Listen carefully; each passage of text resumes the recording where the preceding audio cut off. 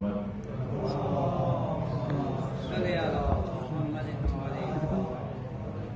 أهل بيت الطيبين الطاهرين المعصومين الذين أذهب الله عنهم الرجس وطهرهم تطهيرا.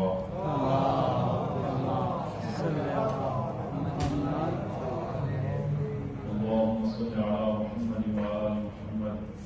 اللهم كل وليك الحجة بن الحسن صلواتك عليه وعلى آبائه في هذه الساعة وفي كل ساعة وليا وحافظا وقائدا وناصرا ودليلا وعينا حتى تسكنه أرضك طوعا وتمتعه فيها طويلا بحق محمد وآله الطاهرين. أما بعد قال الله تبارك وتعالى بسم الله الرحمن الرحيم وَإِذْ تَقُولُ لِلَّذِي أَنْعَمَ اللَّهُ عَلَيْهِ وَأَنْعَمْتَ عَلَيْهِ أَمْسِكْ عَلَيْكَ زَوْجَكَ وَاتَّقِ اللَّهَ وَتُخْفِي فِي نَفْسِكَ مَا اللَّهُ مُبْدِيهِ وَتَخْشَى النَّاسَ وَاللَّهُ أَحَقُّ أَنْ تَخْشَاهُ فَلَمَّا قَضَى زَيْدٌ مِنْهَا وَطَرًا زَوَّجْنَاكَهَا لِكَيْ لَا يَكُونَ عَلَى الْمُؤْمِنِينَ حَرَجٌ فِي أَزْوَاجِ أَدْعِيَائِهِمْ إِذْ قَضَوْا منہم وطرا وکان امر اللہ مفعولا. اوصیکم و نفسی بتقوی اللہ. عزیزان، خطبہ اول میں اپنے آپ کو اور آپ عزیزان کو تقوی الہی کی وصیت کرتا ہوں کہ انشاءاللہ خداوند عالم یہ تقوی ہم سب کو عنایت فرمائے. ہماری گفتگو سورہ احزاب میں اور آج سورہ احزاب کی آیہ نمبر 37 آپ عزیزان کی خدمت میں تلاوت کی ہے، اور یہ آیات گزشتہ خطبے میں جس طرح کے بیان ہوا کہ آیہ نمبر 36 سورہ احزاب کی اور اسی طرح آیہ نمبر 37 یہ جناب زید بن حارثہ اور جناب زینب بنت جحش کی باہم ازدواج کے بارے میں یہ آیات نازل ہوئی ہیں، اور ان آیات میں بہت سارے اہم وہ نکات اور پیغام خداوند عالم نے وہ مسلمانوں تک پہنچائے کہ گزشتہ آیہ نمبر 36 میں کہ فرمایا کہ جب خدا اور اس کا رسول اگر کوئی حکم کر دیں اور فیصلہ کر دیں تو پھر کسی مومن مرد یا مومن عورت کو حق نہیں ہے کہ وہ اس میں اپنا اختیار چلائے، اور کسی مومن مرد اور عورت کو اس میں کسی قسم کا اختیار نہیں ہے. لہذا یہ ازدواج خداوند عالم اور رسول خدا کے حکم کے مطابق زید بن حارثہ اور زینب بنت جحش کے مابین یہ ازدواج واقع ہوئی. اور جب کہ یہ دو مختلف خاندان تھے کہ جناب زینب بنت جحش کا تعلق ہاشمی خاندان سے تھا کہ زینب بنت جحش رسول گرامی اسلام کی پھوپھی ذات تھیں، پھوپھی کی بیٹی تھیں، اور زید بن حارثہ کہ جو کسی اور قبیلے سے اور بلکہ غلام تھے کہ جو جناب حضرت ختیجہ نے رسول خدا کی خدمت میں ہبہ کیے اور رسول خدا نے ان کو آزاد کر دیا اور وہ رسول خدا کی خدمت میں ہی رہے. تو رسول خدا نے جب زید بن حارثہ وہ جوان ہوا تو رسول خدا نے زینب بنت جحش اپنی پھوپھی کی بیٹی سے کہا کہ زید سے ازدواج کر لے. ابتداءً زینب بنت جحش اور ان کے بھائی عبداللہ نے اس رشتے کو قبول کرنے سے انکار کیا، لیکن جب یہ آیہ مبارکہ سورہ احزاب کی آیہ نمبر 36 نازل ہوئی تو پھر زینب بنت جحش اور ان کے بھائی عبداللہ ابن جحش نے اس ازدواج کو قبول کیا. اور یہ ازدواج واقع ہونے کے بعد یہ ازدواج شادی زیادہ دیر تک نہ چل سکی، اور گزشتہ خطبے میں ہم نے تفصیلاً جو ہے وہ بیان کیا کہ دو بڑے عیب زینب بنت جحش میں دو بڑے عیب تھے کہ جس کی وجہ سے یہ شادی وہ زیادہ دیر تک نہ چل سکی. ایک تو چونکہ زینب بنت جحش کا خاندان وہ ایک عرب میں ایک بزرگ اور ایک مقدس خاندان سے تعلق تھا کہ ہاشمی خاندان سے، اور جو عرب خاندانوں میں بزرگی اور عظمت میں وہ یاد کیا جاتا ہے۔ تو جب کہ زید بن حارثہ وہ ایک غلام تھے اور جو رسول خدا کے آزاد کردہ غلام تھے، تو زینب بنت جحش وہ فخر فروشی کرتی تھیں وہ اپنے خاندانی عظمت اور بزرگی کی وجہ سے۔ اور دوسرا جو عیب تھا وہ زبان سے وہ جناب زید بن حارثہ کے لیے اذیت کا باعث بنتی تھیں۔ یہ دو بڑے عیب تھے، تو جس کی وجہ سے یہ ازدواج زیادہ دیر تک وہ قائم نہ رہ سکی۔ تو اس آیہ مبارکہ میں جو آج ہم آپ عزیزان کی خدمت میں تلاوت کی ہے، سورہ احزاب کی آیہ نمبر 37، تو اس میں ارشاد خداوندی ہوتا ہے کہ وَإِذْ تَقُولُ لِلَّذِي أَنْعَمَ اللَّهُ عَلَيْهِ وَأَنْعَمْتَ عَلَيْهِ، کہ اے میرے نبی یاد کرو اس موقع کو کہ جب آپ اس شخص سے کہہ رہے تھے، اس شخص سے یعنی زید بن حارثہ سے آپ یہ کہہ رہے تھے کہ زید بن حارثہ وہ شخص ہے کہ جس پر اللہ نے اور آپ نے احسان کیا۔ خداوند عالم نے جناب زید پر احسان کیا کہ نعمت اسلام وہ عنایت کی، اور یہ احسان ہے خداوند عالم کا انسان پر کہ نعمت اسلام سے نوازے، یہ ایک۔ اور دوسرا جو انعام خداوند عالم نے جناب زید بن حارثہ پہ کیا کہ رسول خدا کی وہ محبت اس کے دل میں ڈال دی کہ جس کی بنا پر رسول خدا نے ان کو اپنا منہ بولا بیٹا قرار دیا، کہ پورا قصہ ہم نے گزشتہ خطبے میں عرض کیا۔ اور دو احسان خود رسول گرامی اسلام نے زید پر کیے، ایک تو ان کو آزاد کیا، اور دوسرا احسان کہ جوان ہونے پر وہ ان کی شادی کا بندوبست کیا، اور وہ بھی اپنی پھوپھی کی بیٹی کے ساتھ آپ نے وہ زید بن حارثہ کی شادی کی۔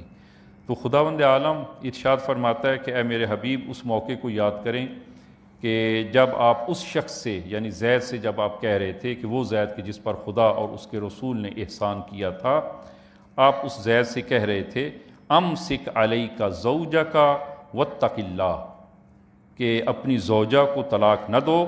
اور اپنی زوجہ کو نہ چھوڑو اور اللہ سے ڈرو۔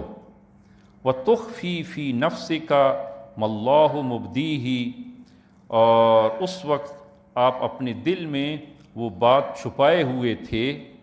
کہ جسے اللہ کھولنا چاہتا تھا اور جسے خداوند عالم ظاہر کرنا چاہتا تھا،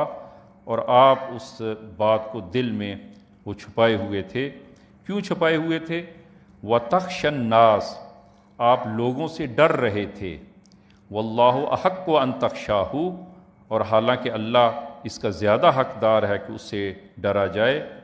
فَلَمَّا قَضَىٰ زَيْدٌ مِّنْهَا وَطَرًا، اور جب زید نے وہ اپنی زوجہ سے حاجت پوری کر چکا اور اس کو یعنی طلاق دے چکا، تو زَوَّجْنَاكَهَا لِكَيْ لَا يَكُونَ عَلَى الْمُؤْمِنِينَ حَرَجٌ فِي أَزْوَاجِ أَدْعِيَائِهِمْ، کہ جب زید اپنی حاجت پوری کر چکا تو ہم نے اس مطلقہ خاتون یعنی زینب بنت جحش کا تم سے نکاح کر دیا۔ کیوں؟ تاکہ مومنین پر اپنے منہ بولے بیٹوں کی بیویوں کے معاملے میں کوئی تنگی نہ رہے، کہ وَكَانَ اللَّهُ وَكَانَ أَمْرُ اللَّهِ مَفْعُولًا، کہ اور اللہ کا حکم تو عمل میں آنا ہی چاہتا ہے، اور حتماً خدا کا حکم وہ آ کر ہی رہتا ہے۔ کہ اس آیہ مبارکہ میں کہ زینب بنت جحش اور زید بن حارثہ کی زندگی میں تفاہم اور اتفاق نہ ہو سکا، اور باہمی مشترکہ زندگی میں مشکلات پیش آئیں، اور ان مشکلات کا سب سے بڑا وہ سبب جناب زینب بنت جحش کے وہ دو عیب جو ہم نے پہلے ذکر کیے، ایک تکبر اور دوسرا بد زبانی، کہ جو مفسرین نے نقل کیا ہے۔ یہ دو عیب تو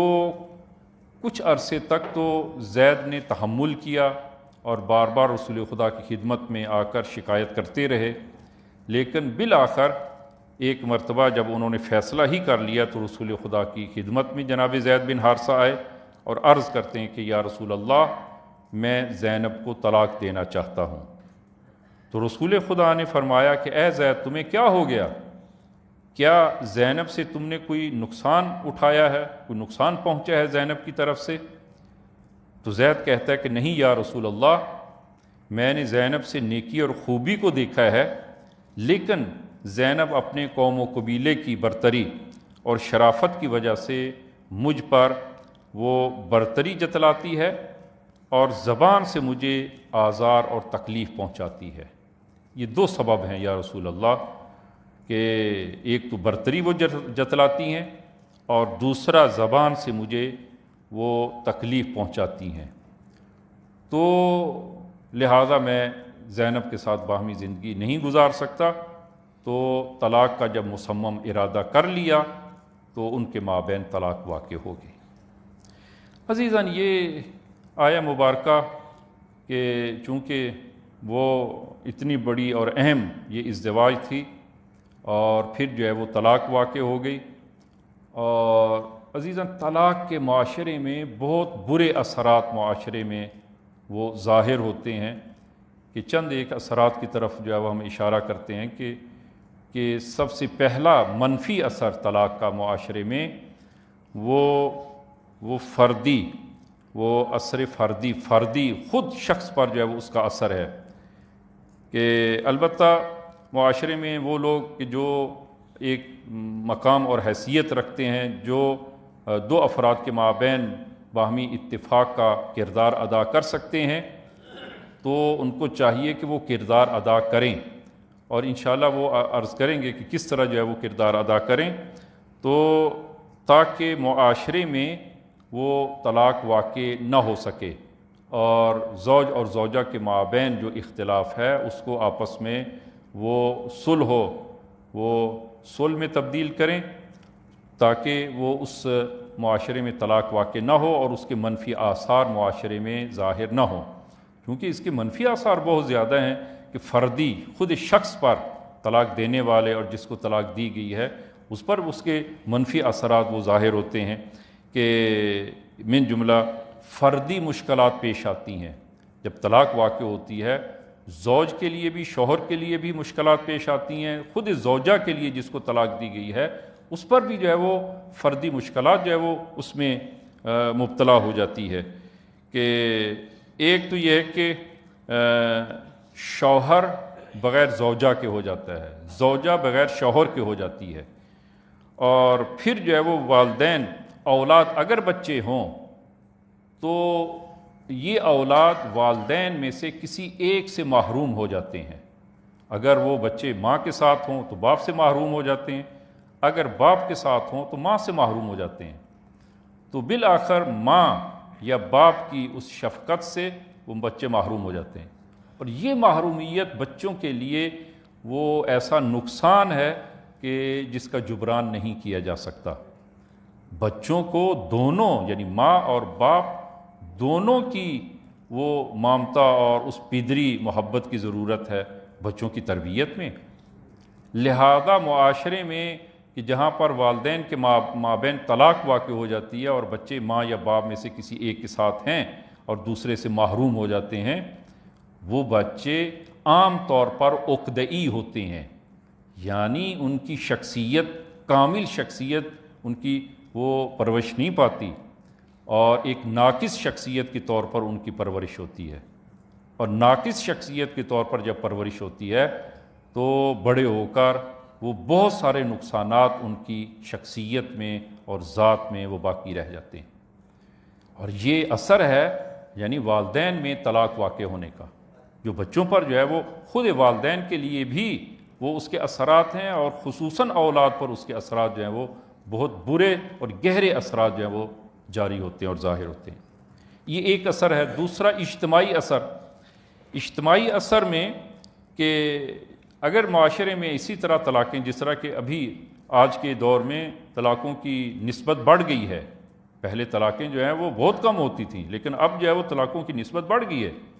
یعنی بہت سارے ایسے میں وہ ایسے کیس آتے ہیں سامنے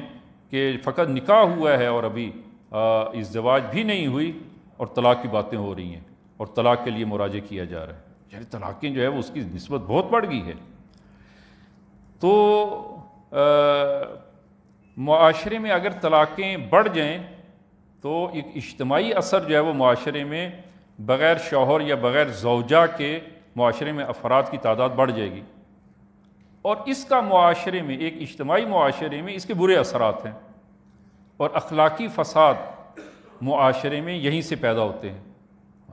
کہ جب خاتون جو ہے وہ شوہر کے بغیر ہے، شوہر خاتون کے بغیر ہے، اور جب کہ انسانی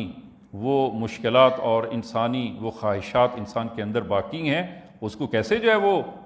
تعدیل کیا جائے گا اور پورا کیا جائے گا؟ فساد جو ہے وہ معاشرے میں وہاں سے جنم لیتا ہے، احساساتی، عاطفی، مالی مشکلات۔ خاتون جب بغیر شوہر کی ہو جاتی ہے، خوبی صورت میں خاتون کو کون تامین کرے گا؟ شادی ازدواج کی صورت میں شوہر کی شرعی ذمہ داری ہے کہ وہ خاتون کے تمام اخراجات کو وہ پورا کرے، اس کی شرعی ذمہ داری ہے۔ طلاق واقع ہونے کی صورت میں یہ خاتون اب وہ مالی مشکلات کا وہ شکار ہو جاتی ہے، اب مالی تامین کون کرے گا؟ معاشرے میں ایک مشکل جو ہے وہ پیش آتی ہے۔ اسی طرح جو ہے وہ احساساتی مشکلات ہیں، اسی طرح مشکلیں وہ ضرورت جنسی کی مشکلات جو ہے وہ معاشرے میں وہ حد سے بڑھ جائیں گی۔ یہ ایک تیسرا جو ہے وہ خانوادگی اثر۔ جب ازدواج شادی ہوتی ہے تو دو خاندانوں کے مابین بہت سارے رشتے جڑ جاتے ہیں، بہت سارے رشتے جو ہے وہ وہاں سے جنم لیتے ہیں کہ مثلا جو ہے وہ شادی کے بعد شوہر کے ماں باپ، ان کا رشتہ جو ہے وہ ساس اور بہو کا رشتہ، سسر اور بہو کا رشتہ جو ہے وہ، اسی طرح جو ہے وہ شوہر کی بہنیں اور بھائی، ان کے ساتھ جو ہے وہ ایک تعلق و رشتہ، اسی طرح خاتون کے جو ماں باپ ہیں جو شوہر کے لیے ساس سسر ہیں، تو یہ بہت سارے رشتے آپس میں جڑتے ہیں۔ لیکن طلاق واقع ہونے کی صورت میں یہ تمام وہ رشتوں پر منفی اثر پڑتا ہے، ان تمام پر اثر پڑتا ہے کہ طلاق صحیح واقع ہو یا صحیح واقع نہ ہوئی ہو، یعنی جس کا بھی قصور ہو بالآخر طلاق ہو جائے تو وہ لڑکی کے والدین بہن بھائی، ادھر لڑکے کے والدین بہن بھائی، ان کے مابین جو پہلے ایک تعلق تھا وہ تعلق اب جس کی بھی غلطی ہو وہ تعلق ٹوٹ جاتا ہے، ایک دوسرے کے ساتھ ناراضگی اور ناراحتی، اور شاید جو ہے وہ پوری زندگی وہ ناراحتی جو ہے وہ باقی رہے، جس کو آپ خود مشاہدہ کرتے ہیں۔ یہ طلاق من جملہ اثرات میں سے ہیں، برے اثرات میں سے۔ لہذا جو معاشرے میں حیثیت رکھتے ہیں اور مقام رکھتے ہیں تو ان کا وظیفہ ہے کہ وہ مداخلت کریں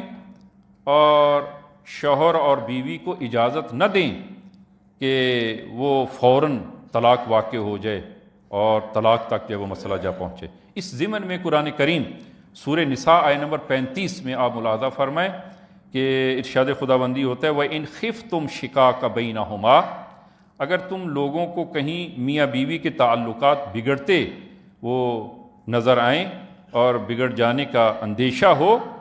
تو فَابْعَثُوا حَكَمًا مِنْ أَهْلِهِ وَحَكَمًا مِنْ أَهْلِهَا، تو قرآن کہتا ہے کہ تو آپ کیا کریں، تو ایک حکم ایک شخص وہ مرد کے رشتہ داروں میں سے، ایک مرد جو ہے وہ خاتون کے رشتہ داروں میں سے، کہ جو وہ عقل و شعور و فہم و ادراک جو رکھتا ہو، ایسے شخص کا ادھر سے اور ادھر سے شوہر کی طرف سے اور خاتون کی طرف سے ایک مرد کا جو ہے وہ انتخاب کیا جائے کہ ان یریدا اصلاحا یوفق اللہ بینہما، کہ اگر یہ دو حکم جو ان دونوں کے درمیان بیٹھ کر فیصلہ کریں، تو اگر یہ دونوں کی اصلاح اگر چاہیں گے، اس زوج اور زوجہ کی اگر یہ دونوں اصلاح چاہیں گے تو اللہ تعالیٰ ان کے درمیان موافقت کی صورت نکال دے گا۔ یہ بہت اہم جو ہے وہ کہ یہ دو افراد جو شوہر کی طرف سے اور خاتون کی طرف سے ایک جو حکم جو ہے وہ قرار دیا جائے تاکہ ان دونوں کے درمیان جو وہ فیصلہ کریں، تو وہ حکم ایسے ہی قرار نہ دیں کہ جو حتماً جو ہے وہ ان دونوں کے درمیان جدائی کریں، نہ، وہ ایسے افراد جو عقل و شعور رکھتے ہوں اور جو اصلاح چاہتے ہوں، اصلاح طلب ہوں، ایسے افراد کا انتخاب کیا جائے تاکہ وہ زوج اور زوجہ کے مابین جو اختلاف پیدا ہوا ہے اور جس کی وجہ سے وہ طلاق تک نوبت جو ہے وہ جا پہنچی ہے، تو ایسے اصلاح کریں تاکہ ان کے مابین وہ اختلاف دور ہو جائے اور دوبارہ ان کے مابین پیار و محبت کی فضا جو ہے وہ ایجاد ہو سکے اور طلاق واقع نہ ہو سکے۔ رسول گرامی اسلام صلی اللہ علیہ وآلہ وسلم نے صلی اللہ علیہ محمد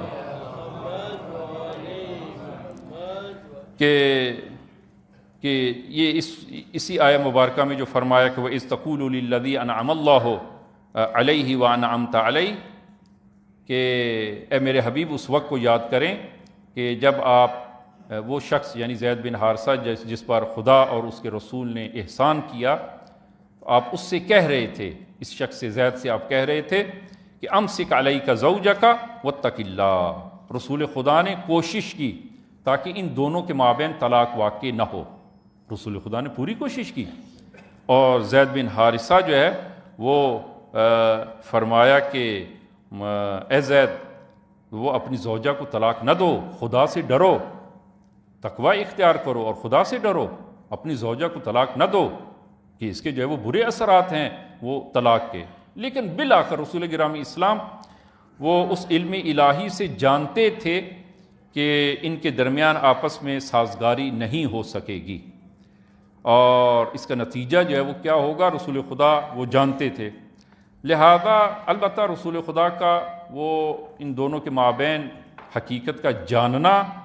یہ وہ جانتے تھے، لیکن اس کو زبان پر نہیں رسول خدا وہ لا رہے تھے کہ یہ ان دونوں کے مابین باہمی زندگی ممکن نہیں ہے، کہ حالات ان کے اس حد تک جو ہے وہ پہنچ گئے ہیں، لہذا پھر بھی رسول خدا نے نصیحت کی ان دونوں کو کہ اے زید اپنی زوجہ کو طلاق نہ دو، خدا سے تقوی اختیار کرو۔ بالآخر یہ طلاق واقع ہوگی۔ طلاق واقع ہو جانے کے بعد اب رسول گرامی اسلام نے گزشتہ ہم نے آیہ نمبر 36 میں جو ہے وہ بیان کیا تھا کہ جب زید کا باپ مکہ آتا ہے اور اس کو معلوم ہوتا ہے کہ میرا بیٹا مکہ میں ہے، تو وہ مکہ میں رسول خدا کی خدمت میں آتا ہے اور عرض کرتا ہے کہ میں قیمت دینے پر آمادہ ہوں، جتنی قیمت آپ لیتے ہیں آپ میرے بیٹے کو آزاد کر دیں۔ رسول گرامی اسلام نے فرمایا کہ میں پہلے سے ہی آزاد کر چکا ہوں، تو اگر وہ تمہارے ساتھ جانا چاہے تو اس کو اختیار ہے۔ زید اپنے باپ کے ساتھ نہ گیا، زید کے باپ نے وہ اپنے بیٹے کو اپنی بنوت اور بیٹا ہونے کا علل اعلان انکار کر دیا کہ آج کے بعد زید میرا بیٹا نہیں ہے۔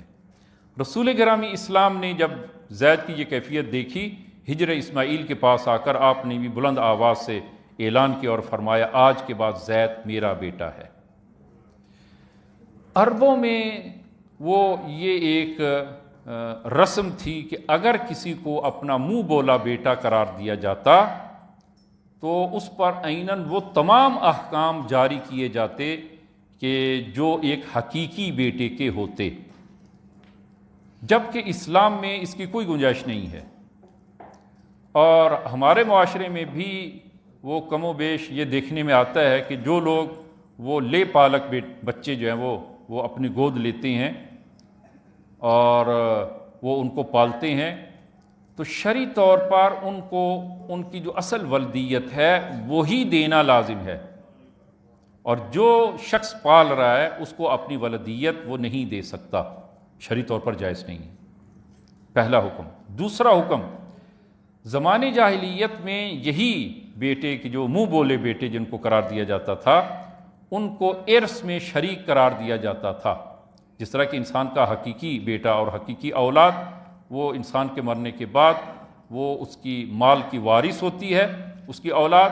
تو یہ بیٹا یا بیٹی منہ بولا بیٹا یا بیٹی اس کو بھی وہ حقیقی اولاد کی طرح وہ اپنی ارث میں وارث قرار دیا جاتا تھا۔ اسلام نے آ کر اس حکم کو بھی ملغا کیا کہ نہ منہ بولا بیٹا یا بیٹی، وہ اس پر اسلام کا یہ حکم بھی جاری نہیں ہوتا، اور وہ انسان کے مرنے کے بعد وہ اس کی ارث میں شریک نہیں ہے، وہ ارث میں وارث نہیں ہے۔ البتہ وہ شخص جس نے اولاد وہ کسی بچے یا بیٹی یا بیٹے کو لے کر پالا ہے، وہ اپنی زندگی میں وہ کوئی جائیداد اس کے نام کر سکتا ہے، زندگی میں اس کو ہبہ کر سکتا ہے، یہ الگ مسئلہ ہے، وہ یہ جائز ہے۔ انسان اپنا مال کسی کو بھی ہبہ کر دے، کسی کو دے دے، اپنی اولاد سے ہٹ کر کسی اور کو اپنا مال دے دے، جائز ہے، اگرچہ انسان اولاد کو ارث سے محروم نہ رکھے، یہ الگ حکم ہے کہ ارث سے محروم نہ رکھے، لیکن وہ اپنے اولاد کے علاوہ کسی اور کو بھی اپنی زندگی میں وہ اپنا مال اپنی زندگی میں اپنے ہاتھوں سے جو ہے وہ دے دے، یہ جائز ہے۔ لیکن اگر اس نے اپنی زندگی میں اس منہ بولے بیٹے یا بیٹی کو کوئی مال نہیں دیا تو مرنے کے بعد اسباب ارث کے طور پر وہ بچہ وہ بچی وہ ارث میں شریک نہیں ہوگی، بلکہ میت کے جو حقیقی وارث ہیں، اگر اس کی کوئی اور دوسری اولاد ہے جو اس کی اپنی اولاد ہے، اس میں ارث جائے گی، یا دیگر ورثاء جو ہیں وہ اس میں ارث جو وہ تقسیم ہوگی۔ یہ منہ بولا بیٹا یا بیٹی ارث میں شرعاً شریک نہیں ہے۔ یہ دو حکم۔ تیسرا حکم جو ہے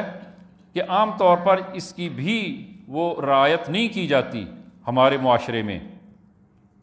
اس کی رعایت نہیں کی جاتی، اور وہ یہ ہے کہ منہ بولا بیٹا یا بیٹی وہ انسان کے لیے محرم قرار نہیں پاتے۔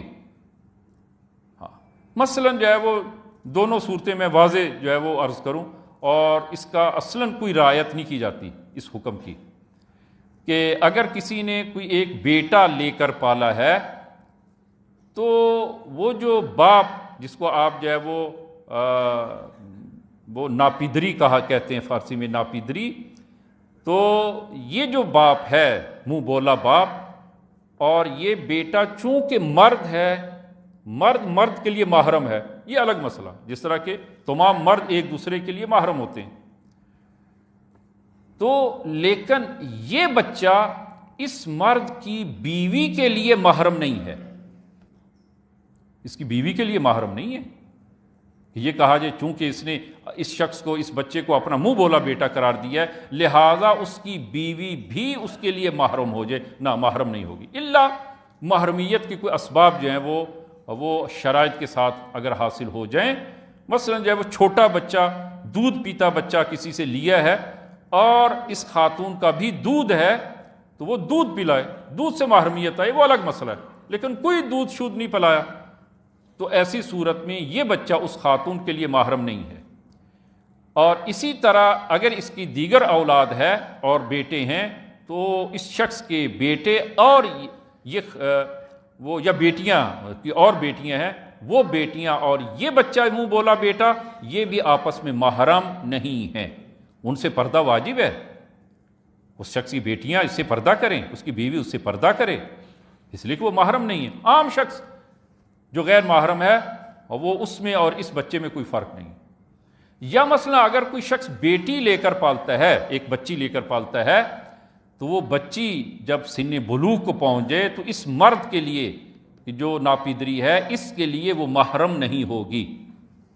اور اس کی کوئی رعایت نہیں کرتا اصلا۔ البتہ ہمارے معاشرے میں وہ تعصب سے، افسوس سے یہ بات میں جو ہے وہ کہہ رہا ہوں، ہمارے معاشرے میں، ہمارے گھروں میں، حتیٰ مومنین کے گھروں میں پردے کی کوئی رعایت نہیں ہے، کوئی رعایت نہیں ہے۔ وہ کزن آتے ہیں، کزن جو ہے وہ گھر میں جو ہے وہ آتے ہیں، میں نہیں کہتا ہوں کہ جو ہے وہ انسان کی وہ بھتیجے بھتیجیاں بھانجے بھانجیاں جو وہ گھروں میں نہ آئیں، لیکن جن پر پردہ واجب ہے ان سے پردہ کیا جائے، اور شرعی حدود کے اندر انسان کی بیٹی اپنے کزن کے ساتھ گھر میں فرض کریں گے، بیٹا وہ بچہ گھر میں آتا ہے تو انسان کی بیٹی شرعی حدود کے ساتھ گھر میں جو ہے وہ بیٹھے سلام دعا جو ہے وہ کر سکتی ہے، لیکن شرعی حدود کے اندر رہ کر۔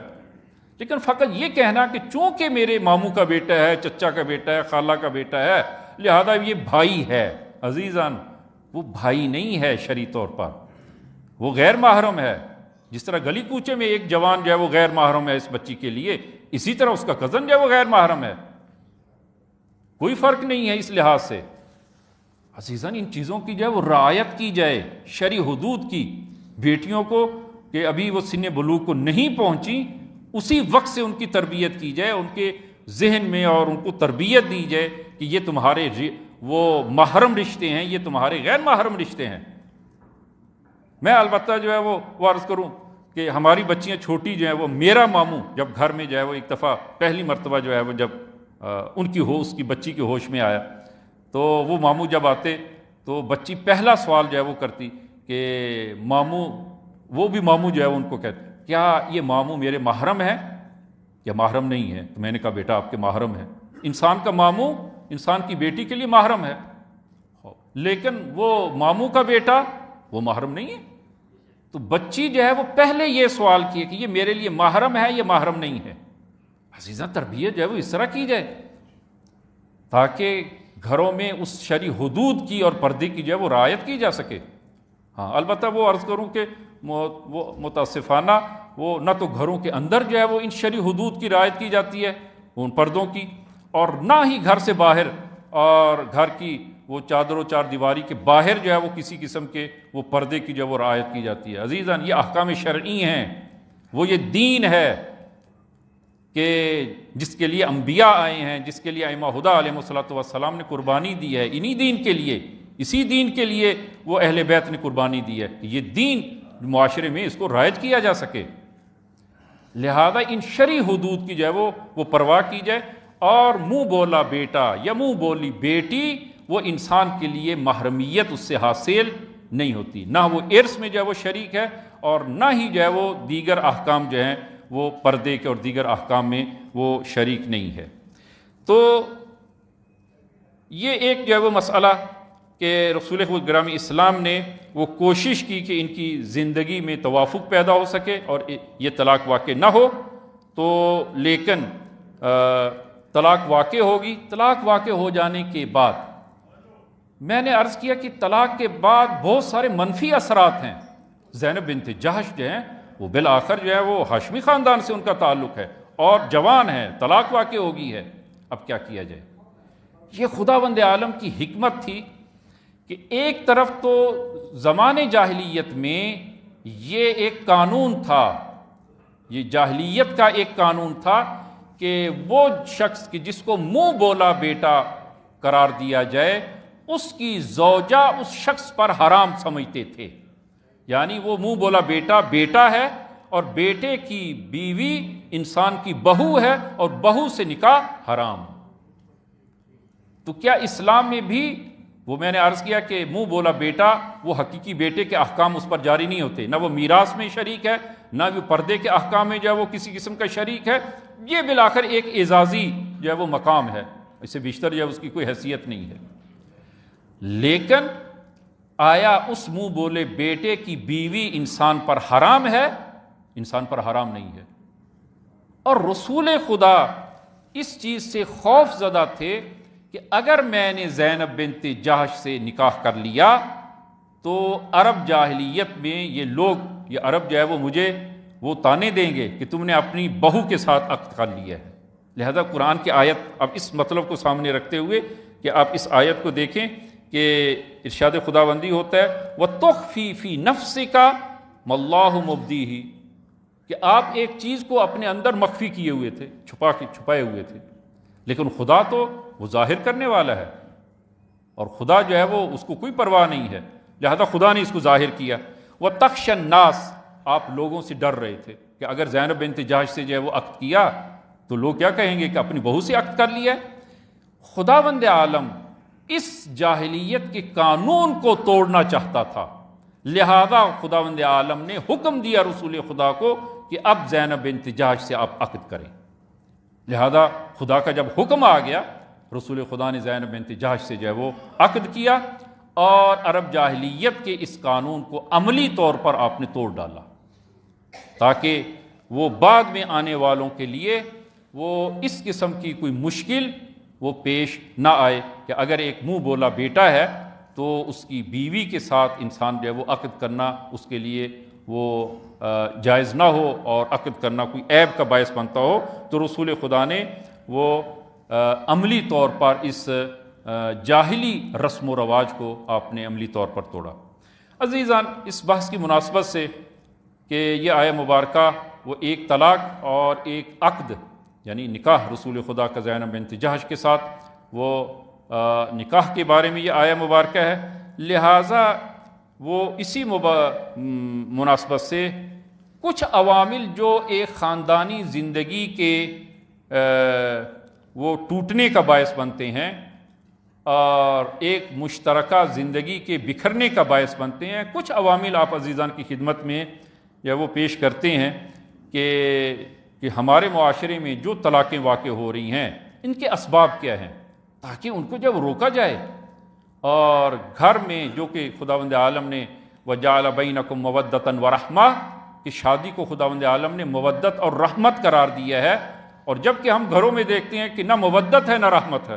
جو ہی شوہر گھر میں جاتا ہے یا خاتون گھر میں آتی ہے تو ایک فساد برپا ہوتا ہے, ایک فساد برپا ہوتا ہے. نہ اس گھر میں کوئی سکون ہے, نہ اس میں اطمینان ہے.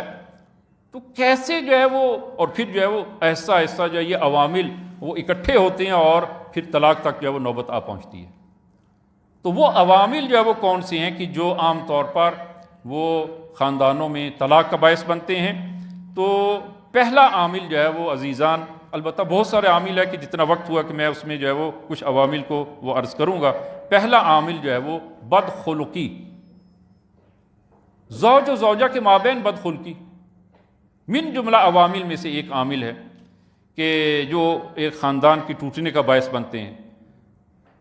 حسین بن بشار از امام رضا علیہ السلام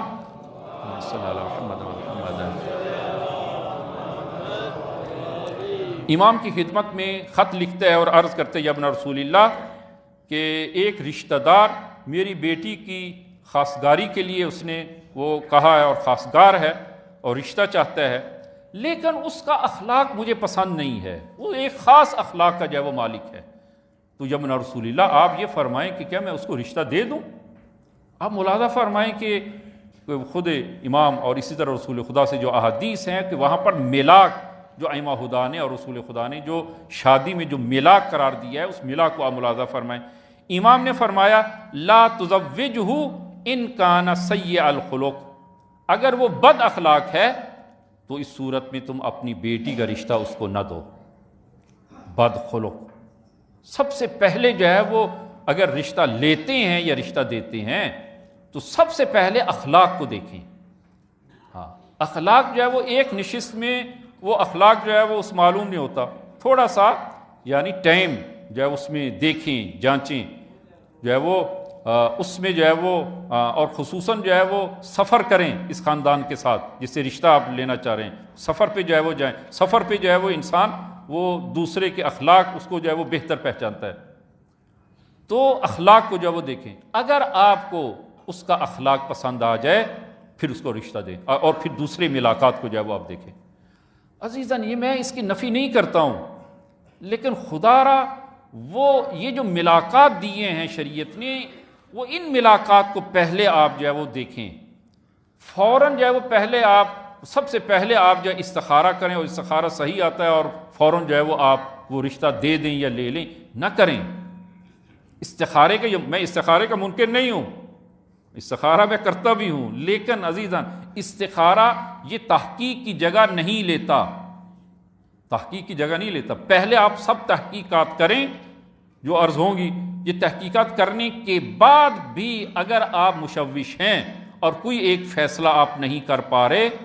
تو اس صورت میں آپ استخارہ لیں, اس صورت میں استخارہ. لیکن آپ پہلے سے ہی استخارہ جو ہے وہ شروع کر دیں, تحقیق نہ کریں. قطعاً وہ قرآن کا کوئی صفحہ خالی نہیں ہے, بالآخر کوئی نہ کوئی آیت جو ہے وہ نکلے گی. ہاں کوئی نہ کوئی آیت تو نکلے گی. پہلے تحقیق کریں اور پھر جو ہے وہ آخر میں اگر آپ کوئی فیصلہ نہیں کر پاتے تو اس صورت میں آپ جو ہے وہ استخارہ جو ہے وہ کریں. کہ قال رسول اللہ صلی اللہ علیہ وآلہ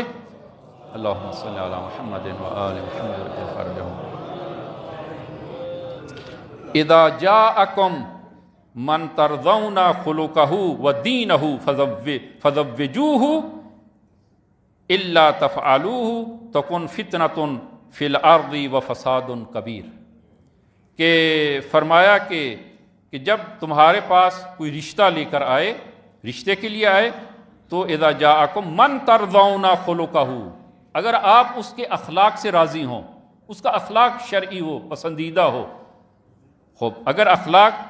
ترضون خلقہ ودینہ, پہلے آپ اخلاق کو دیکھیں پھر دین کو دیکھیں. فزوجوہ, اگر آپ کو اس کا اخلاق اور دین پسند آتا ہے فزوجوہ, پھر اس کے ساتھ ازدواج کر دیں. الا تفعلوہ, اور اگر جو ہے وہ انسان اخلاق اور دین کو ملا قرار نہ دے اور ایسا کام نہ کرے تو اور وہ ازدواج بیٹے یا بیٹیوں کی ازدواج میں اگر تاخیر کرتا ہے تو وَإِلَّا تَفْعَلُوهُ تَكُنْ فِتْنَةٌ فِي الْأَرْضِ وَفَسَادٌ کبیر،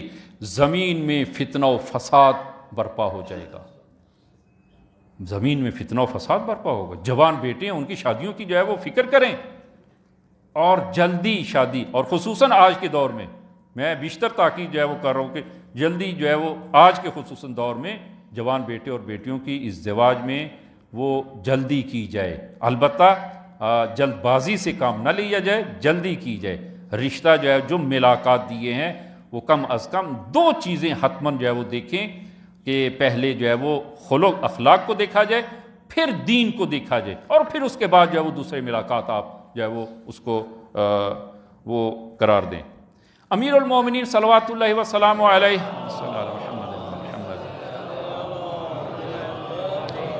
جب آپ کا عقد ہوا اور حضرت زہرا صلوات اللہ وسلام علیہا کے ساتھ جب آپ کی محمد ازدواج کے بعد رسول خدا نے کچھ سفارشات، 6 سفارشات کی امیر المومنین کو۔ فرمایا یا علی احسن خلقک ما اہلک، کہ اے علی اپنی اہل و عیال کے ساتھ، اپنی زوجہ کے ساتھ وہ حسن خلق کے ساتھ پیش آئیں۔ احسن خلقک ما اہلک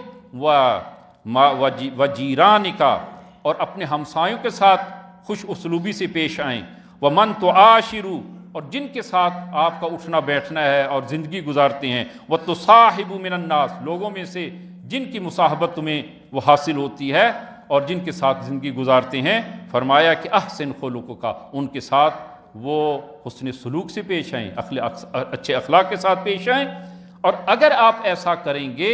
تکتب عند اللہ فی الدرجات العلی، خداوند عالم آپ کو بلند مقامات عنایت فرمائے گا۔ میں وہ وقت جو وہ نہیں رہا، میں عرض کروں کہ جناب مرحوم علامہ طباطبائی اعلی اللہ مقامہ الشریف، کہ ان کی خدمت میں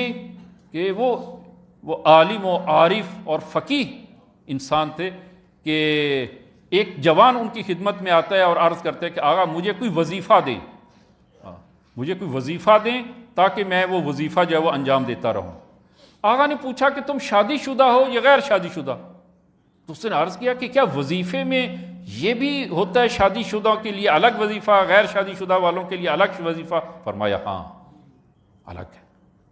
کہا کہ میں شادی شدہ ہوں۔ فرمایا تمہارا وظیفہ یہ ہے کہ تم اپنی اہل و عیال اور گھر والوں کے ساتھ حسن سلوک سے پیش آؤ، تمہارا یہی وظیفہ ہے۔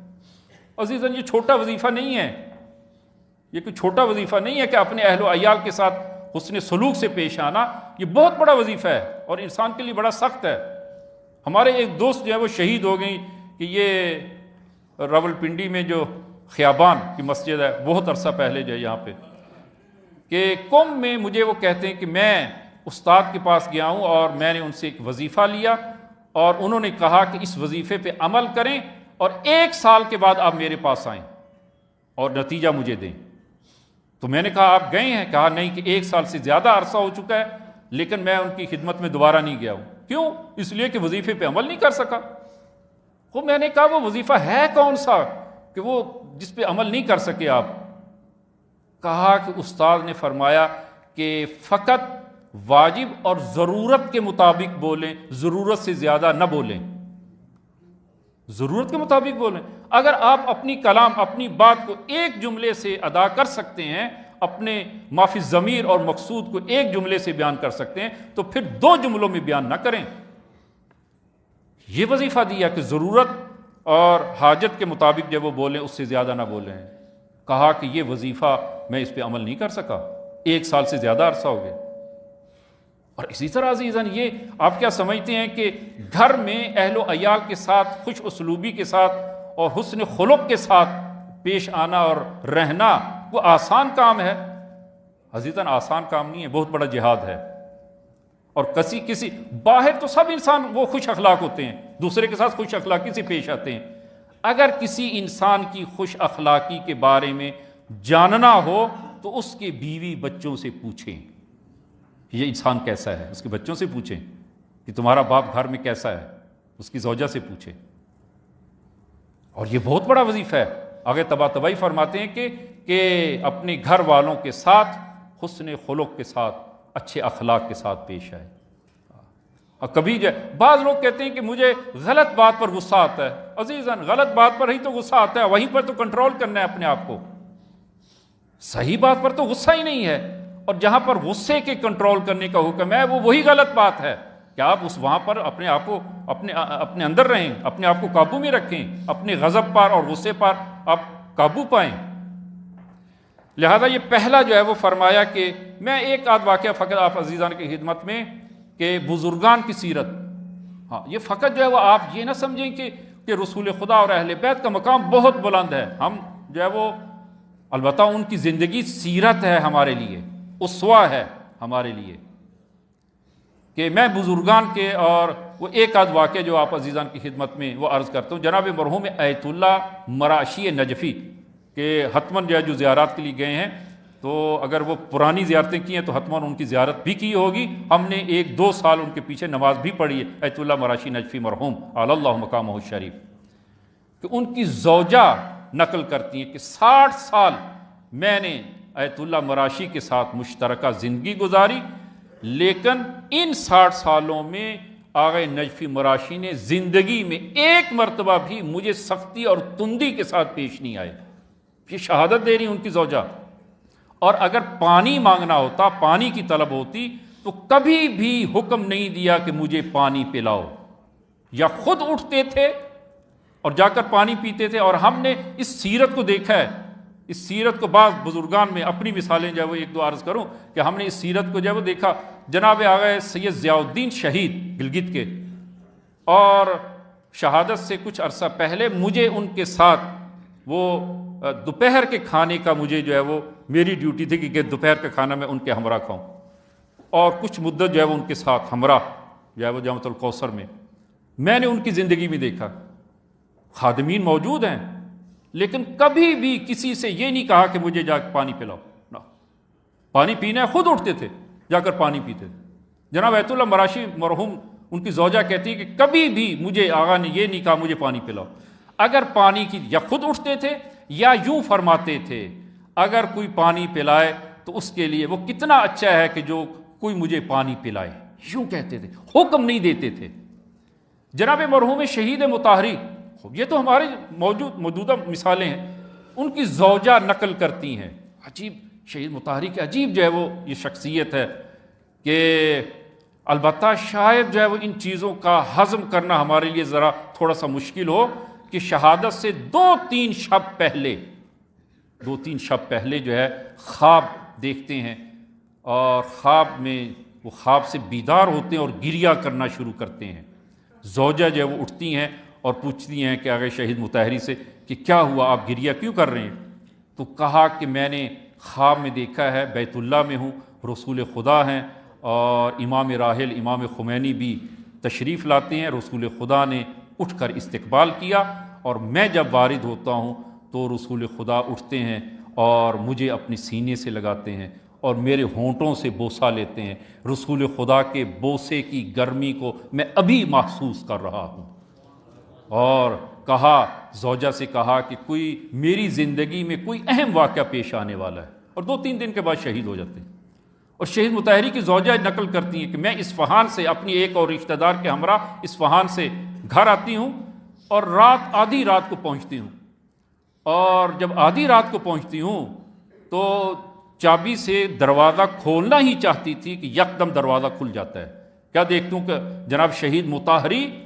وہ دروازہ کھولتے ہیں ہمارے لیے، ہمارا استقبال کرتے ہیں، چائے گرم کر کے انہوں نے، چائے تازہ دم کر کے انہوں نے چائے رکھی ہے، چائے ہمیں پلاتے ہیں۔ تو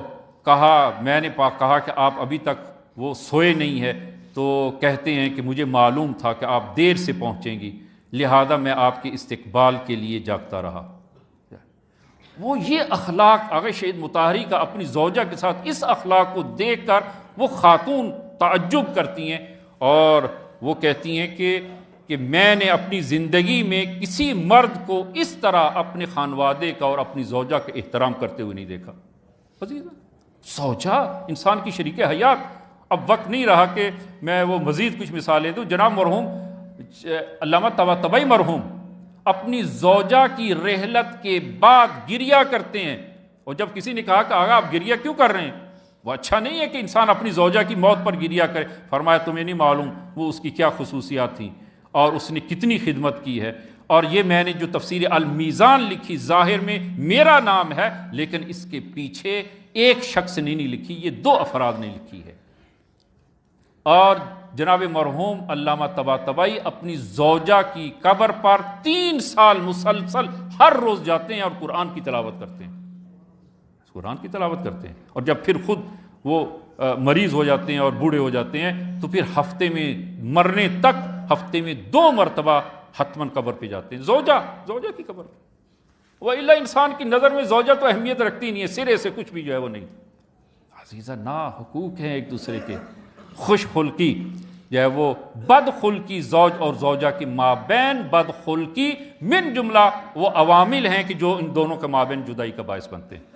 وہ زوجہ کے ساتھ خوش خلقی سے انسان پیش آئے، بچوں کے ساتھ خوش خلقی ساتھ جو ہے وہ پیش آئے، کہ انشاءاللہ خداوند عالم جو ہے وہ ہم سب کو توفیق عنایت فرمائے۔ یہ معارف الہیہ اور معارف اہل بیت جو ہماری سعادت کے لیے ہیں اور ہماری زندگی کے لیے ہم سب کو عنایت فرمائے۔ بسم اللہ الرحمن الرحیم، قل هو اللہ احد اللہ الصمد لم یلد ولم یولد ولم یکن لہ کفوا احد۔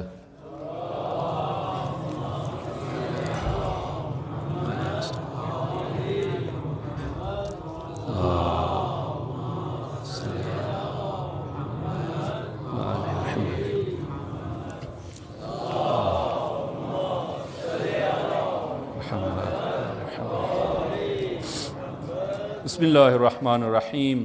الحمد للہ رب العالمین، والصلاة والسلام علی محمد وآلہ الطیبین الطاہرین المعصومین، اللہم صل علی محمد المصطفیٰ، اللہم صل علی علی المرتضیٰ، اللہم صل علی فاطمة الزہراء، اللہم صل علی الحسن المجتبیٰ، اللہم صل علی الحسین الشہید بکربلا، اللہم صل علی علی بن الحسین، اللہم صل علی محمد بن علی، اللہم صل علی جعفر بن محمد، اللہم صل علی موسیٰ بن جعفر، اللہم صل علی علی بن موسیٰ الرضا، اللہم صل علی محمد بن علی، اللہم صل علی علی بن محمد، اللہم صل علی الحسن العسکری، اللہم صل علی القائم المہدی، اللہم صل علی محمد وآل محمد وعجل فرجہم وسہل مخرجہم۔ اوصیکم نفسی بتقوی اللہ۔ عزیزان، خطبہ دوم میں بھی اپنے آپ کو اور آپ عزیزان کو تقوی الہی کی وصیت کرتا ہوں کہ انشاءاللہ خداوند عالم یہ تقوی ہم سب کو عنایت فرمائے۔ عزیزان، کہ ہم نے فقط ایک عامل ہی وہ فقط ابھی تک بیان کر سکے ہیں کہ جو ایک خاندان کے مابین جدائی کا باعث بنتے ہیں، وہ عوامل، کہ وہ پہلا عامل جو ہے وہ بدخلقی ہے، کہ زوج اور زوجہ میں بدخلقی۔ زوج کو بھی چاہیے کہ وہ اپنی زوجہ سے حسن خلق سے پیش آئے اور اسی طرح زوجہ متقابلاً جو ہے وہ خوش خلق ہوں ایک دوسرے سے۔ دوسرا ایک عامل فقط جو ہے وہ اشارہ جو ہے وہ میں کروں کہ دوسرا عامل جو ہے وہ کہ جو عام طور پر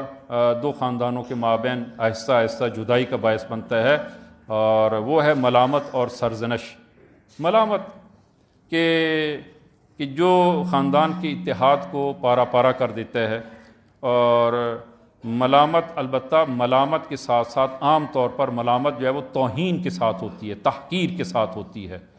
تو یا تو زوج اپنی زوجہ کی ملامت اور سرزنش کرتا ہے تحقیر اور توہین کے ساتھ، یا زوجہ برعکس اپنے شوہر کی ملامت کرتی ہے۔ شوہر نے زندگی میں ممکن ہے کوئی ایسی جو ہے وہ حالات پیش آئے ہوں اور اس سے کچھ اشتباہات زندگی میں وہ پیش آئے ہوں، وہ تو بعد میں اس نے اپنی اصلاح کر لی ہو زوج نے یا زوجہ نے، تو اس اصلاح کے بعد زوج یا زوجہ وہ بار بار اسی چیز کو وہ بیان کرے، اپنے شوہر کو ملامت کرے کہ تم نے جو ہے وہ ایسا کیا تھا، تم نے ایسا کیا تھا۔ یا مثلاً وہ عام طور پر گھروں میں جو ہوتا ہے کہ اگر جو ہے وہ زوجہ کا بھائی یا اس کا باپ یا اس کے مثلاً خاندان میں کوئی فسادی انسان ہے، کوئی عیبدار ہے، تو عام طور پر وہ عام سادہ زبان میں کہا جائے طعنے دینا، ملامت کرنا اور طعنے دینا کہ تمہارا بھائی جو ہے وہ کیا نشئی ہے، وہ نشہ کرتا ہے، فلاں فلاں نشہ کرتا ہے تمہارا بھائی۔ یہ طعنا جو ہے وہ اس کو جو ہے وہ اسی طرح جو ہے وہ اس کا بھائی ہے، وہ خود تو یہ نہیں کر رہی، اب بھائی کو وہ کیا کرے، اس کو وہ اگر اس کا بھائی ایسا ہے تو اس کی اصلاح کی کوشش کرے، نہ یہ کہ آپ زوجہ کو دن رات اس کو تانے دے کہ تمہارا بھائی ایسا ہے، تمہارا باپ جو ہے وہ، تمہارا باپ گھر میں کھانے کو کچھ نہیں ہے، بالکل جو ہے وہ فقیر ہے۔ یہ عام طور پر جو ہے وہ تانے جو ہے وہ دی جاتی، ملامت جو ہے وہ کی جاتی ہے کہ اگر جو ہے وہ اس قسم کی وہ ملامت جو ہے وہ اگر وہ ہو شوہر کی طرف سے یا زوجہ کی طرف سے، تو یہ بھی آہستہ آہستہ دو خاندانوں کے درمیان یہ جدائی کا باعث بنتے ہیں۔ وہ تانے نہ دیے جائیں، تحقیر نہ کی جائے، توہین نہ کی جائے جو ہے وہ ان تانوں کے جو ہے وہ تانوں کے ساتھ۔ کہ آپ ملاحظہ فرمائیں کہ پیغمبر اسلام صلی اللہ علیہ وآلہ وسلم فرمایا کہ من استخف بأہلہ خسر طیب عیشہ۔ عجیب ہے یہ جملہ، فرمایا کہ من استخف بأہلہ، جو اپنے خانوادے اور اہل و عیال کو خار کرے، ذلیل و خار کرے۔ اب فرق نہیں ہے جو ہے وہ شوہر زوجہ کو یا زوجہ اپنے شوہر کو، جو ہے وہ دونوں کے لیے یہ کہ جو بھی اپنے خانوادے اور اہل و عیال کو خار کرے، اس کی زندگی سے خوشی رخصت ہو جاتی ہے، خوشی باقی نہیں رہتی، ذلیل و خوار نہ کیا جائے۔ پھر دوسرے مقام پہ فرمایا یہ الکافی جلد نمبر 2 میں وَمَنْ عَيَّرَ مُؤْمِنًا، اگر کوئی شخص مومن کو تعییر کرے، تعییر وہی تانے دے، ہاں اگر زندگی میں اس نے جو ہے وہ ایک غلطی کر لی ہے اور بعد میں اس نے توبہ کر لی ہے، اب بار بار اس کو جو وہ غلطی دہرائی جاتی ہے، تعییر، اس کو تعییر جو ہے وہ کہتے ہیں، یعنی وہی تانے دینا، تم نے جو ہے وہ جوانی میں یہ کرتے رہے ہو، ہاں یا اب جو ہے اس کو جو ہے وہ ملامت کر رہا ہے، اس کو تعییر کر رہا ہے۔ فرمایا یہ حدیث توجہ فرمایا عزیزان، من عیر مؤمنا بشیء، جو بھی کسی ایک مومن کو تعییر کرے اور گزشتہ زندگی میں اشتباہات کو اس کو برملا، اس کو اشتباہات جو ہے وہ اس کی یادآوری کرے، رسول خدا فرماتے ہیں لم یمت حتی یرکبہ، اس شخص کو اس وقت تک موت نہیں آئے گی جب تک وہ خود اس میں مبتلا نہ ہو جائے، وہ خود اس میں مبتلا ہو جائے گا۔ مومن کی تعییر نہ کی جائے، اور مومن میں پھر جو ہے انسان کی اپنی ہمسر یا زوج، شوہر، اس کا زیادہ حق ہے۔ مومن کا جب یہ حق ہے کہ اس کی تعییر نہ کی جائے، خوب شوہر یا زوجہ اس سے زیادہ جو ہے وہ حق رکھتی ہیں کہ زوجہ کی تعییر نہ کی جائے یا زوج کی وہ تعییر نہ کی جائے، کہ جو اسلام میں قابل قبول نہیں ہے اور پسندیدہ نہیں ہے، اور خصوصاً وہ ان ایک خاندانے کے اس استحکام کو وہ متزلزل یہ چیزیں وہ کر دیتی ہیں۔ اور آخری نقطہ عزیزان کہ جو حالات وہ عالمی حالات جو چل رہے ہیں، اور خصوصاً جو ہے وہ جنگ کے جو حالات اسرائیل اور جو فلسطینیوں پر جو ظلم جو ہے وہ کیا جا رہا ہے، اور طول تاریخ میں عزیزان یہ وہ ظلم جو ہے وہ کیا جاتا رہا ہے۔ اور میں یہ عرض کروں کہ اگر آپ تاریخ فلسطین اور بیت المقدس کی تاریخ کو اگر آپ ملاحظہ کریں تو اسرائیل اس پوری تاریخ میں، اپنی پوری تاریخ میں کبھی بھی وہ بیت المقدس پر قابض نہیں رہا۔ مثلا ابھی جو ہے وہ عام طور پر بعض لوگ کہتے ہیں کہ بیت المقدس جو ہے وہ خوب اسرائیلیوں کا اور وہ ہے، اور انہوں نے اگر وہ لے لیا ہے، تو طول تاریخ میں اگر آپ ملاحظہ کریں تو وہ کبھی بھی ان کے اختیار میں نہیں رہا یہ بیت المقدس۔ پہلے جو ہے وہ رومیوں کے جو ہے وہ اختیار میں رہا، اور اس کے بعد عیسائیوں کے اختیار میں آیا، اور اس کے بعد پھر جو ہے وہ خلیفہ دوم کی خلافت میں یہ علاقہ فتح ہوا اور مسلمانوں کے اختیار میں آیا، صلیبی جنگوں کے بعد پھر جو ہے وہ عیسائیوں کے اختیار میں، اور پھر صلاح الدین ایوبی نے 16 جنگیں کیں، اور پھر 761 سال یہ بیت المقدس جو ہے وہ مسلمانوں کے اختیار میں رہا۔ اور سن 1917 یا 16 یا 17 کو پہلی جنگ عظیم جو ہے وہ جب ہوئی، تو دنیا میں جہاں جہاں پر بھی یہ یہودی آباد تھے، کسی اور ملک نے ان کو وہ قبول کرنے سے انکار کیا۔ ان کے بحری بیڑے جو ہے وہ آپ تاریخ میں آپ ملاحظہ کریں، ان کے بحری بیڑے جو ہے وہ کسی نے بھی اس کو لنگر انداز ہونے کی وہ کسی ملک نے اجازت نہیں دی۔ اور پھر جو ہے یہ بڑی طاقتوں کی وہ ملی بھگت سے اس فلسطین کی سرزمین پر ان کو پناہ دی گئی۔ البتہ پیچھے اہداف جو ہے وہ اور تھے، یہاں پر جو ہے وہ یہودیوں کو اور اسرائیلیوں کو آباد کرنا، وہ خصوصاً انگلستان کی یہ پالیسی اور اس علاقے پر وہی قابض تھا۔ اور یہ بھی عزیزان تاریخ جو ہے وہ مسلمانوں کی تاریخ میں یہ ایک سیاہ باب ہے. جتنے بھی مسلمان ممالک ہیں وہاں پر اگر اس دشمن نے اور وہ استعمار نے اگر قبضہ کیا اور آ کر حکومت کی ہے تو یہ کتنے لوگ تھے، کتنے لوگ تھے. آپ یہیں پر آپ بر صغیر میں یہاں پاک و ہند پر آپ دیکھیں کہ مسلمانوں کی حکومت جو ہے وہ ختم ہوتی ہے اور ایسٹ انڈین کمپنی جو ہے وہ آتی ہے اور قابض ہو جاتی ہے. یہ لوگ وہاں انگلستان سے کتنے لوگ جو ہے وہ آئے تھے اور آ کر انہوں نے قبضہ کیا؟ بہت کم لوگ تھے. باقی یہیں سے انہوں نے وہ سب کو جو ہے وہ خدمات لی، سب کو، ایک قوم کو دوسری قوم کے مقابل میں، دوسری قوم کو تیسری قوم کے مقابل میں کھڑا کیا اور پورے وہ ہندوستان پر انہوں نے قبضہ کیا. اور یہی جو ہے وہ حال دوسرے یا اسلامی ممالک کا جو ہے وہ حال ہوا کہ چند ایک لوگ آتے ہیں اور وہیں سے لوگوں کو خریدتے ہیں اور پھر جو ہے وہ وہاں پر وہ اپنا قبضہ جو ہے وہ کرتے ہیں. یہ ایک سیاہ باب ہے مسلمانوں کے مابین جو ہے وہ. اور یہی حال فلسطین میں ہوا. سن 1971 کے بعد آہستہ آہستہ یہودیوں کو یہاں لا کر جو ہے وہ آباد کیا گیا اور سن 1948 میں باقاعدہ طور پر ان بڑی حکومتوں کی وہ شہ پر اور ان کی مدد سے یہاں پر اسرائیلی حکومت کا اعلان ہو گیا اور باقاعدہ ایک اسرائیلی حکومت وجود میں آ گئی. اور تقریباً 100 سال گزر رہے ہیں کہ فلسطینیوں کو ان کے وطن سے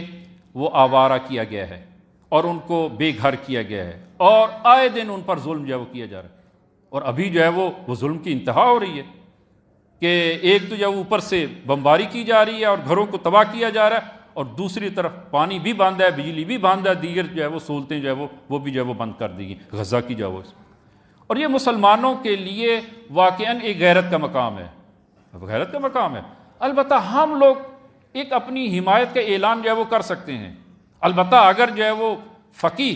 فتویٰ اگر جاری کر دیتا ہے تو اس صورت میں ہمارے لیے شرعاً واجب ہو جائے گا کہ ہم نکلیں، وہاں پر ہم نکلیں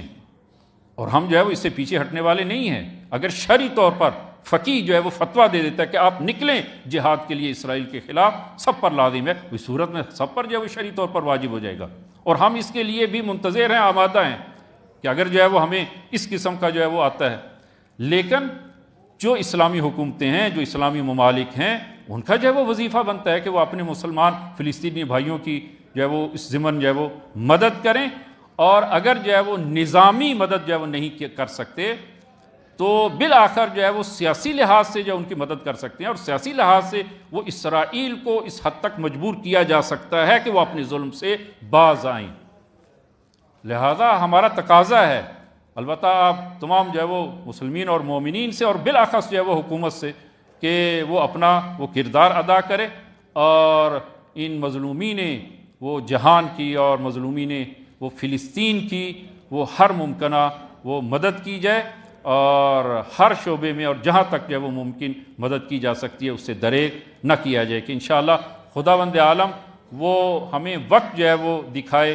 اور وہ آثار جو ظاہر ہو رہے ہیں کہ حکومت جہانی امام زمان عجل اللہ تعالیٰ فرجہ الشریف صلی اللہ علیہ محمد کہ اس حکومت وہ جہانی کے آثار جو ہے وہ ظاہر ہونا وہ شروع ہو رہے ہیں کہ انشاءاللہ خداوند عالم ہمیں توفیق دے کہ امام کا ظہور ہو اور یہ فلسطینی مظلومین فلسطین ہوں یا یمن کے ہوں یا کشمیر کے ہوں یا دنیا جہان میں جہاں پر بھی وہ مظلومین ہیں وہ امام زمان وہ تشریف لائیں اور ہم سب کو خدا توفیق دے کہ امام کے ہم رکاب ہو کر ان مظلومین جہان کی مدد کر سکیں. خدایا بحق امام زمان کے ظہور میں تعجیل فرما، ہم سب کو ان کے یار و انصار میں معشور فرما. خدایا بحق زہرا بحق امام زمان تمام مومنین جو مریض ہیں سب کو شفائے کامل عنایت فرما. خدایا بحق زہرا بحق امام زمان ہماری دعاؤں کو قبول فرما. خدایا ہم سب کو مخلص ترین شیعیان امیر المومنین میں سے قرار دے. خدایا وطن عزیز کو استحکام عنایت فرما. اللہم صلی علی محمد و آل محمد. کہ آج بھی خطبہ ہمارا ذرا لیٹ ہو گیا، سورہ جمعہ ہم نہیں پڑھیں گے تاکہ جو ہے وہ وقت کے اندر ہم جمعہ ادا کر سکیں انشاءاللہ. بسم اللہ الرحمن الرحیم.